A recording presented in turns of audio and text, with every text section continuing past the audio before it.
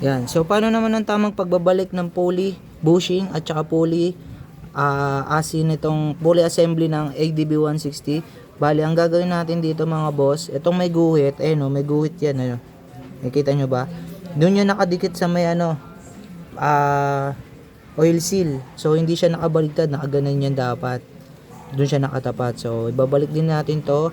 Lagyan nyo ng konting grasa para pag binalik nyo, konting smooth siya. So, hindi mapupunit to agad-agad. Tapos, konti lang lagay yung grasa kasi pag maraming grasa nilagay nyo, mabilis siya magdedrag kasi papasok yun dun sa bola. So, yan. Balik na natin. Parang ganito lang. Yan. Tapos, shoot nyo dito. Make sure nyo na nakaayos tong backplate nyo. Ayan. Lagyan natin ng grasa para sure ball. Manipis lang. Yan, sobrang nipis lang mga boss. Yan, para lang iwas stock up.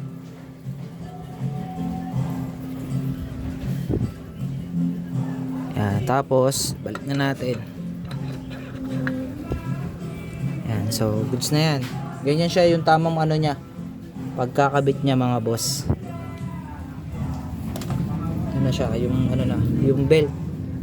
Kaya pa naman ito i-press Sa pagkabit naman ito, dapat nakaharap sa'yo. Nababasa mo yung Honda. Ayan, Honda Bando. Yan, nakaganyan. Ganyan siya, Yan, tapos, kaya pa naman to i-press Yan. Lang, isip ko ng camera ko, yan. Kaya nyo pa to i-press ng kamay nyo kasi stock lang naman to. Stock pa siya, pala.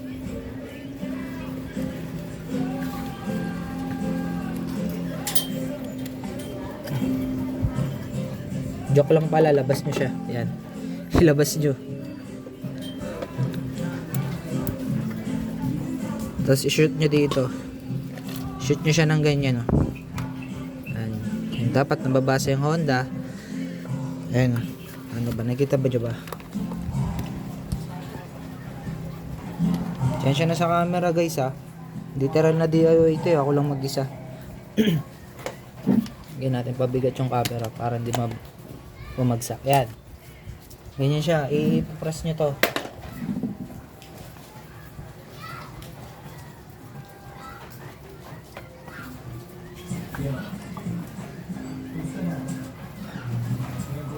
Ito siya discarte.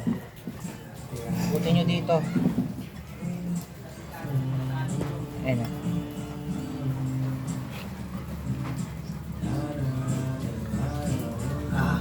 gas.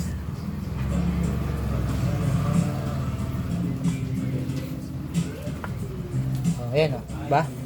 Ganyan siya boss. Ganyan yung itsura niya pag binalik yung ganito.